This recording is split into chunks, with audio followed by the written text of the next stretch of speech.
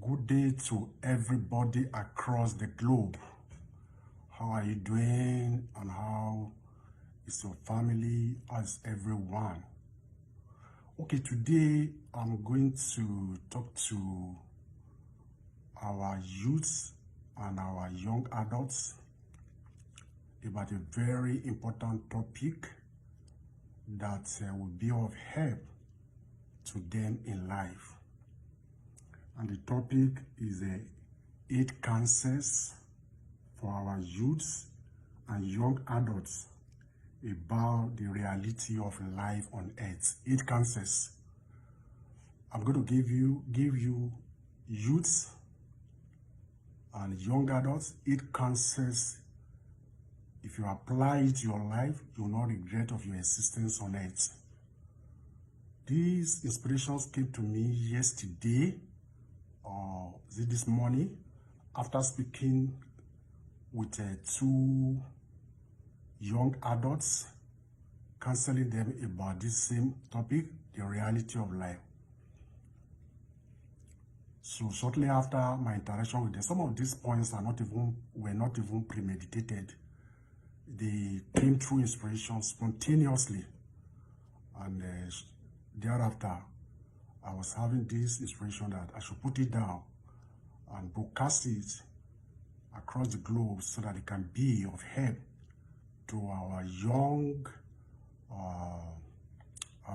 adults and youths. Like some of us were not privileged to have this information with us when we were growing up.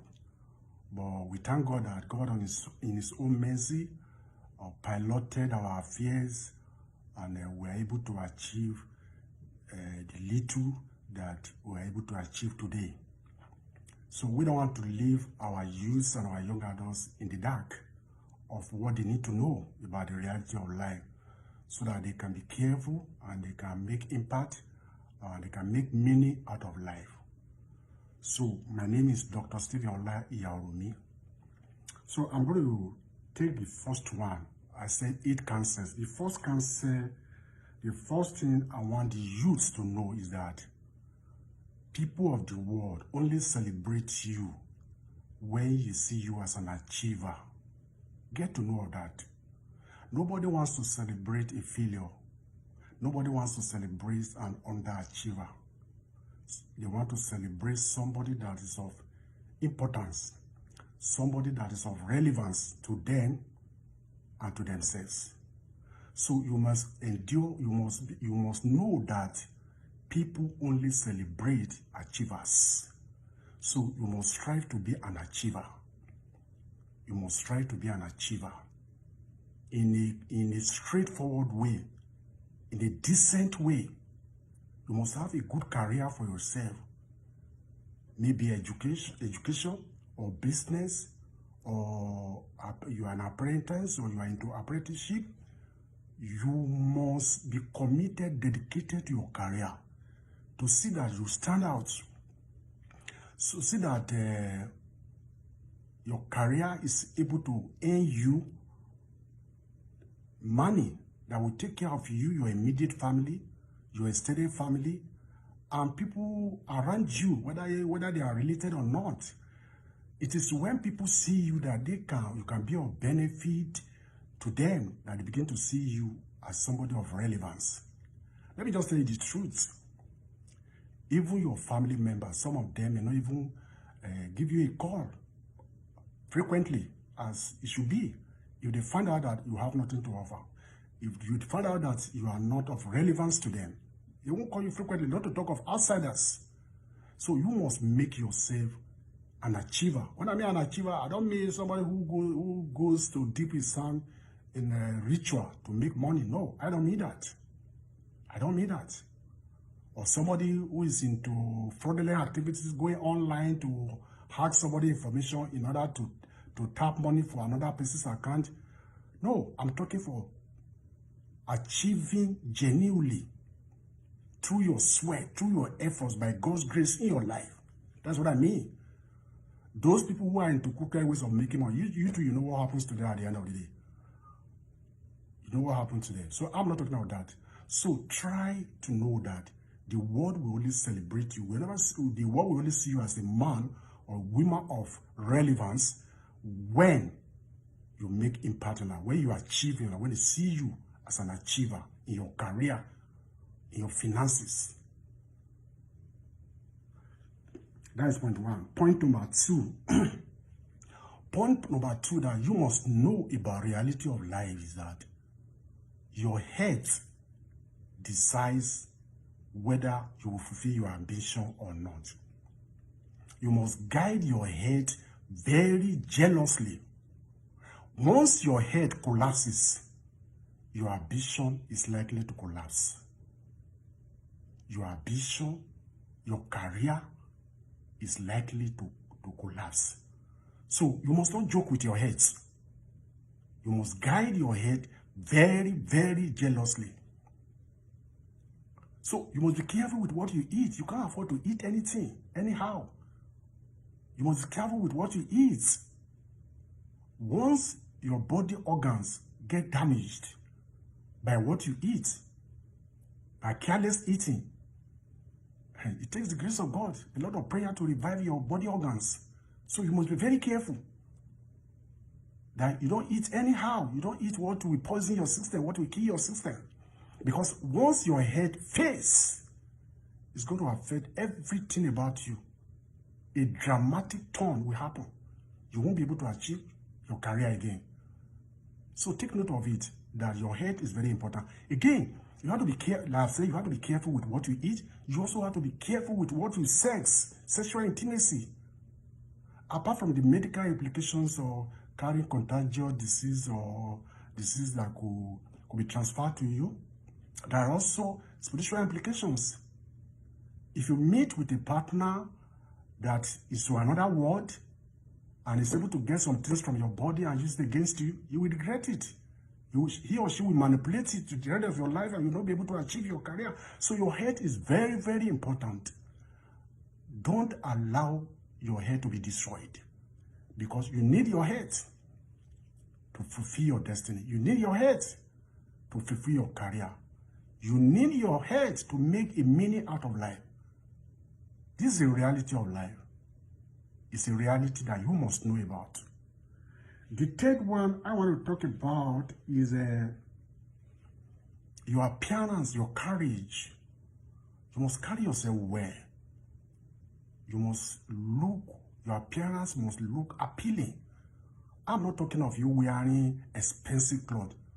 Here where we are outside the country, they don't really believe in expensive clothes, but they wear good clothes. They appear very neat. Your turnout should be very, very neat. Your haircut, your hairdo must be okay, must be appealing. So you must turn out well. If you don't turn out well, you will not get enough respect. Your appearance, your decent appearance enhances your level of respect.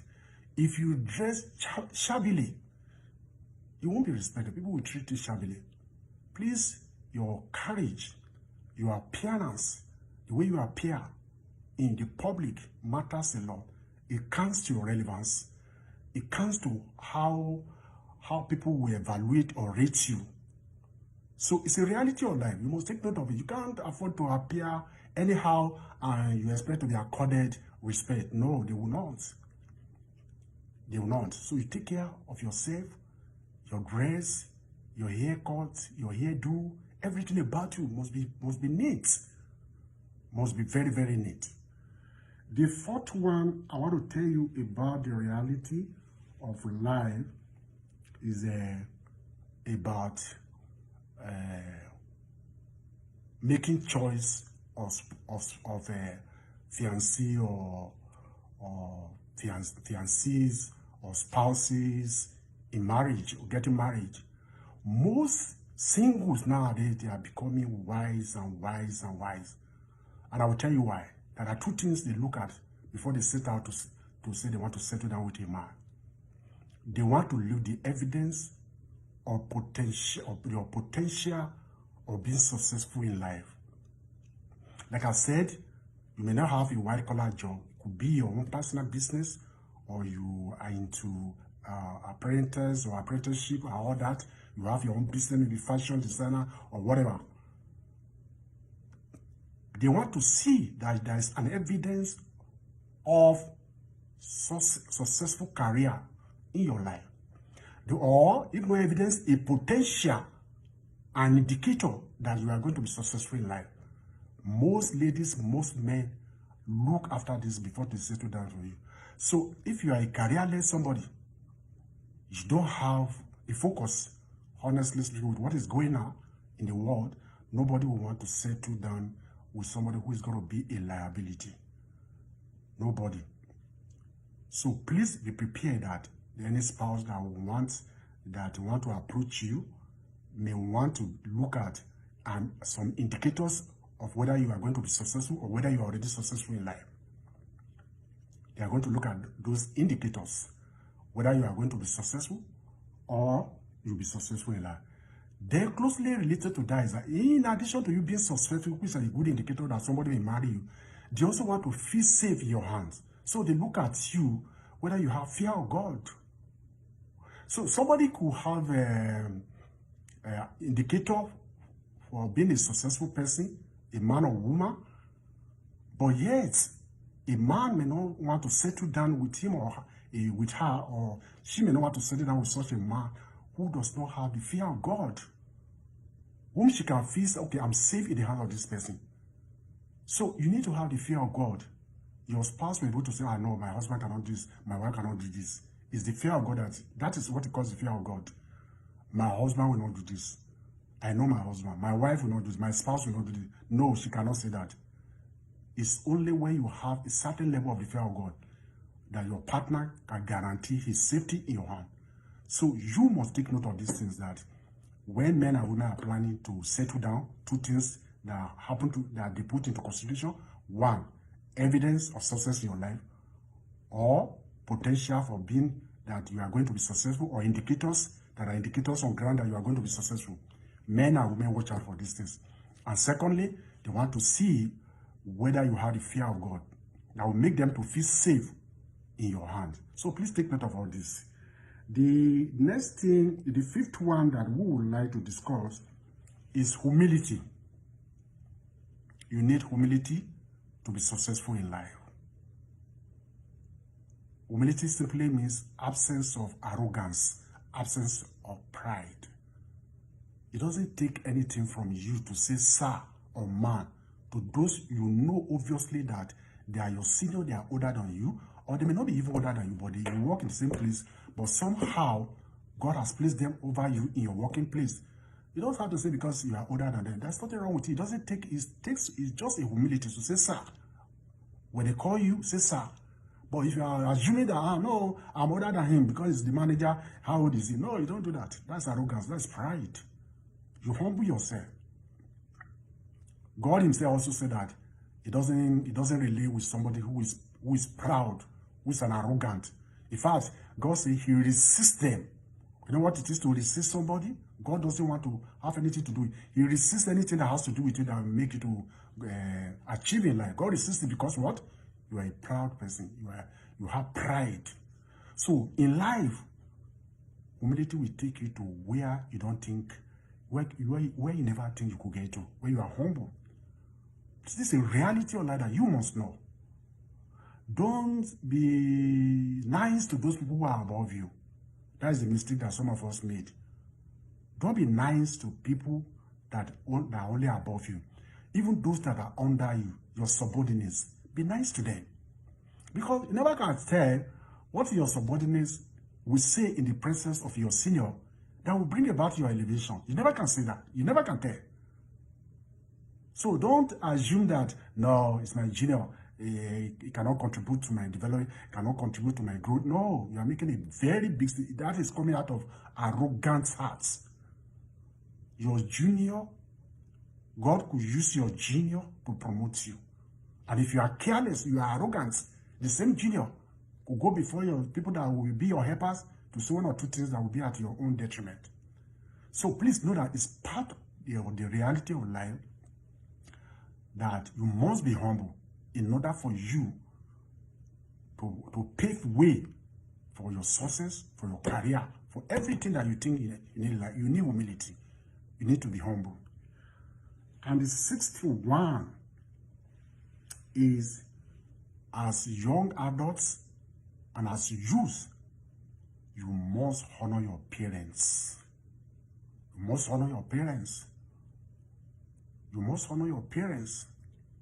I want to say that in appreciation of my late dad, he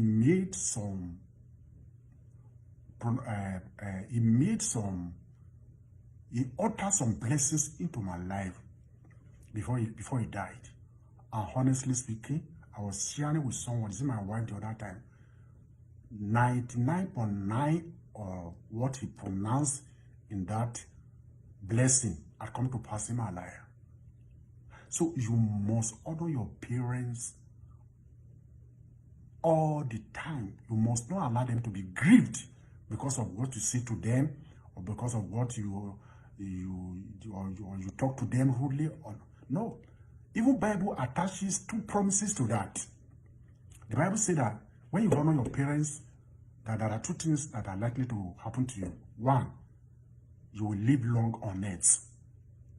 That's what God says. You will live long on earth. 2, it will be well with you. There are 2 different things. Somebody will be living like Methuselah on earth, and things are not well with him. It's a different thing. There are 2 different things. So, but God says, if you honor your parents, that you will live long on earth, and it will be well with you. It will be well with your health. It will be well with your career. It will be well with everything that you lay your hands on. These are realities of life, I'm telling you. It will be well with everything that you lay your hands on. If you obey your parents, you honor your parents as youth and as young adults. Even for those of us that are even old, who are old now, if you still have parents, we must honor our parents. Cannot be say, your parents is this, or somebody has told you your parents is this, your parents is that, therefore you are avoiding your parents. No. You must honor your parents so that those 2 promises can come upon you. Because you too, somehow, maybe you have gotten your own children now, you are expecting your own children. You will expect your children to honor you. But if you have not done similarly to your own parents, how would you expect your own parents to your own children to honor you? Remember, whatever a man sows, the same thing he will reap. So please let us respect our parents. Let us honor our parents. Sometimes these parents, they may not even need our money. What they need is just to hear that you are doing well. You checking on them. They want to be sure that you are okay. Just call them. Mommy, are you okay? Daddy, are you okay? Hope everything is all right. I'm just checking on you. They are happy. It improves their mental health. It makes them to be psychologically stable until when you just shut off. You don't call them. You don't talk to them. 1 month, 2 months. And you say they are your biological parents. No, it's not nice. We must honor our parents. The 7th one is avoid debt. Avoid debt. As youths and young adults, please avoid being indebted to anybody. Live in proportion to what you have, to your means. Don't impress anybody. You want to live big? No. Don't try it. Don't impress anybody. Don't impress anybody by going into debt to borrow money to buy car, to buy expensive house, buy expensive car. No, you don't do that. Because it will bring you to reproach and contempt and reduces your respect drastically if you are indebted. Just manage what you have. Don't accept if it is necessary that you need to get that money from outside. If it is not necessary, if it is just to show off, just to please friends, no, don't do that. Manage your resources prudently. Don't ever go into debt. Like I said, debt will bring you into reproach, shame, and reduces your relevance, and make you of no consequence in the committee of friends if they know you that you are a perpetual debtor. You never pay what you borrow. Please guard against this. This is the reality of life. It will limit your acceptance in the committee of friends. You won't be appreciated. You'll be despised, bring you into contempt. People will not regard you as anything because they know that you are not a good manager of resources. You squander your resources. You live on borrowing. They will not respect you. So please guard against it. And the last one here that I will discuss is that you identify with God. Make sure you identify with God. Make sure you have good relationship with God. You need God for blessings. You need God for wisdom. You need God for protection. You need God for guidance. When you want to take a major decision in your life, you need God for guidance. So you cannot say, no, I'm old enough. I'm a youth. I'm an adult, young adult now. I can take decision. I'm above 18. Therefore, this. No. You need your parents' advice. You need God's guidance. And you cannot have God's guidance if you have not established a relationship with God. So you must have a relationship with God. Like I said earlier on, most people, most ladies in the world today, they want to see the extent of a relationship with God before they settle down with you, so that you will not batter them. Somebody that has the fear of God will not raise up his son to be his wife. No, he will not do that. So those are the things that people are watching out for now before they get down to marry. So please identify with God. Have a sound relationship with God. So that, one, he will continue to bless you. Two, continue to protect you, because you need protection. The world lies in wickedness. So you need God's protection. You need God's divine guidance all the times. So please take note of all these counsels. They are the things that from time to time you listen to them to guide yourself. Don't be a careless person. Note, life does not have a duplicate. Once it collapses, once your head collapses, and it affects you, and your spirit jumps out of your body, there is no duplicate. And I'm praying the Lord will help all of us, all you youths, all you young adults. The Lord will guide you, the Lord will protect you. In Jesus' name. Thank you so much.